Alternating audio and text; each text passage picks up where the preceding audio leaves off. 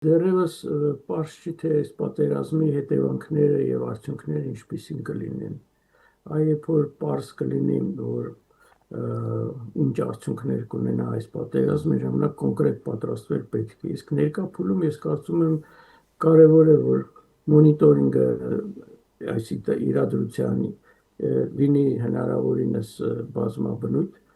եւ հետևանքները ուսումնասիրվեն, հնարավոր հետևանքները։ Դա շատ կարևոր է եւ շատ կարևոր է, որ մենք մեր դաշնակիցների հետ, տարածաշրջանի երկրների հետ իրադրությունը անընդհատ քննարկումների կիզակետում պահենք եւ պատրաստ լինենք, այսպես ընդհանուր առմամբ պատրաստ լինենք բոլոր տեսակի զարգացումների։ Այսինքն երբ հանկարծ հակամարտությունը դառնում է տևական, ասենք այնպիսին, ինչպիսին Ռուսաստան, Ուկրաինա առանցքում է։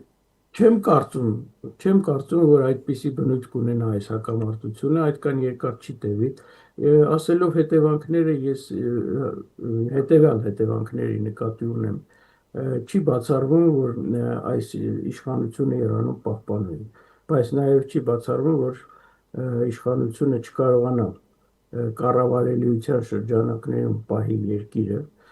եւ Իրանում սկսի այնպիսի շրջան, երբ իշխանությունը կառավարելիությունը կկորցնի երկրի վրա եւ այս արդեն այնպիսի իրադրություն է, որ պետք է